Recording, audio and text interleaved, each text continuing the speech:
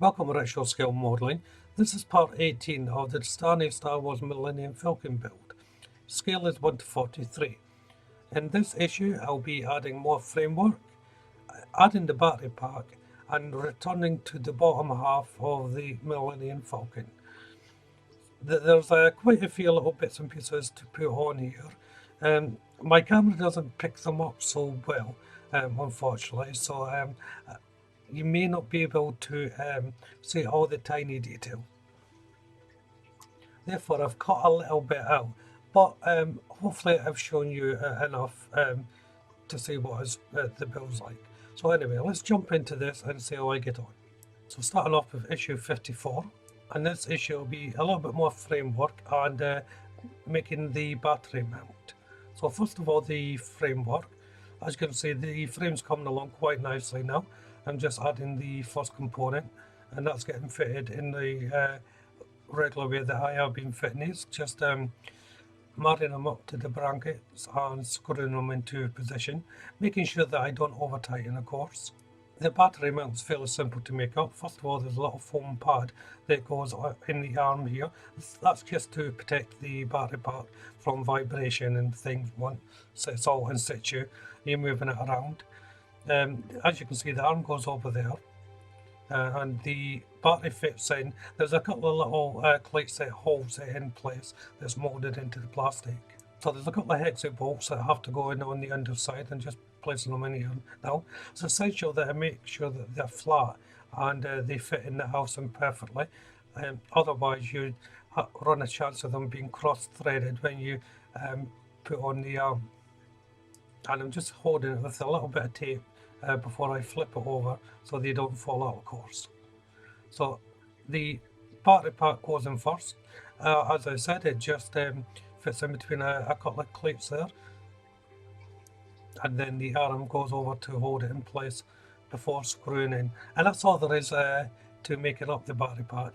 Now this will be taken apart later on as well, because I'll be using the battery pack to test lights and motors and so forth. So I'm not sure why the instructions are asking you to make it up now like this anyway. I find that a bit strange, but nevertheless, that's what I've done. The whole unit then gets fitted onto the frame and attached.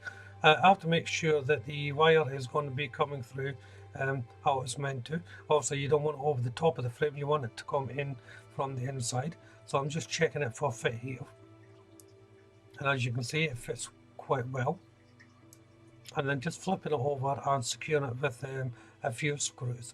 The plate will stay in position now.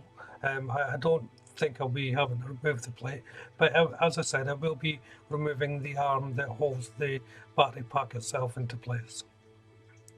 On to issue 55, and this issue has a little bit more frame to be built up, as well as putting in a couple of recessed panels that were made up previously. There's not a lot of frame to make up on this issue, just these two components which I'm placing in now.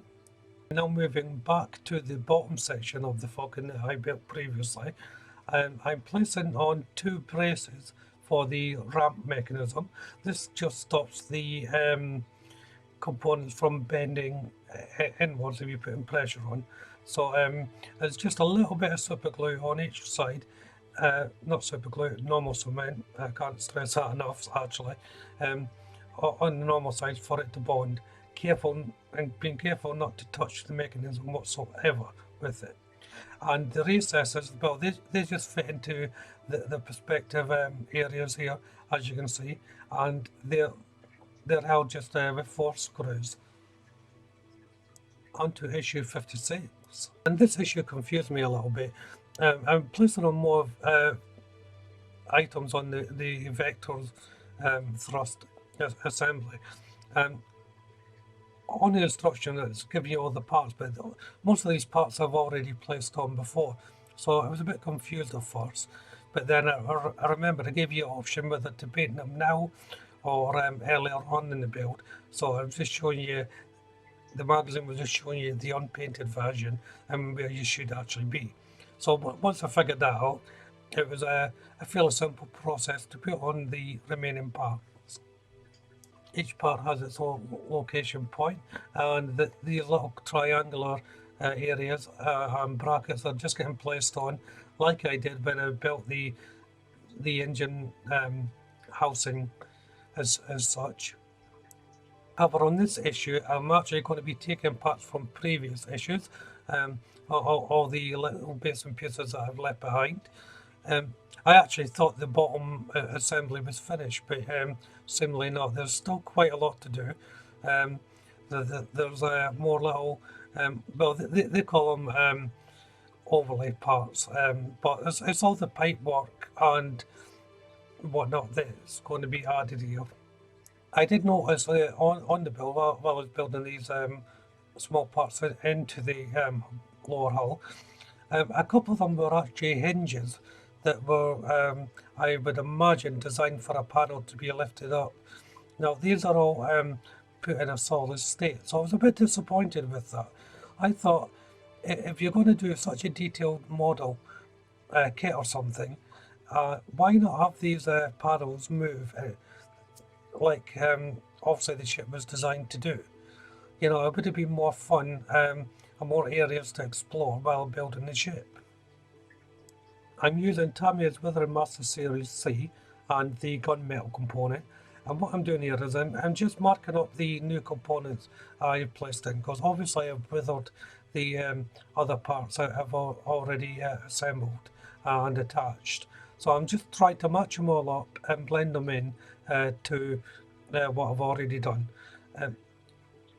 If you're doing something like this, don't worry about it being precise, because it is a fictional spaceship, and you know, it really doesn't matter. As you can see there, I'm moving on to previous parts of issue 47, and it's much the same as the other parts. There's little levers, pipes, and brackets that I'm placing on. I'm not entirely sure, but I think this will probably finish the lower section of the Millennium Falcon. A lot of small parts are going on here. I suppose that the next worry is knocking them off as I move this around when I attach everything, but that's a problem for down the line. And this is where I'll finish part 18. I'm just putting the finishing touches to it, weathering it up, all the new components that I placed on. So in the meantime, if you haven't done so already, why don't you check out the channel for my other builds. There is quite a large amount of subjects on there now, anything from aircrafts, ships to sci-fi.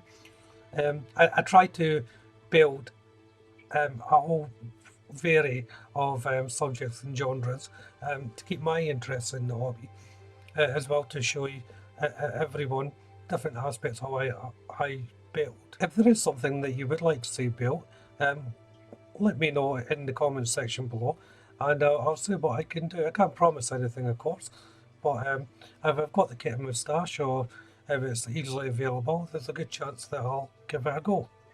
So as I say, leave a comment and let me know your thoughts. Hit that like button as well, of course. But for now, thank you all very much for watching. Bye bye.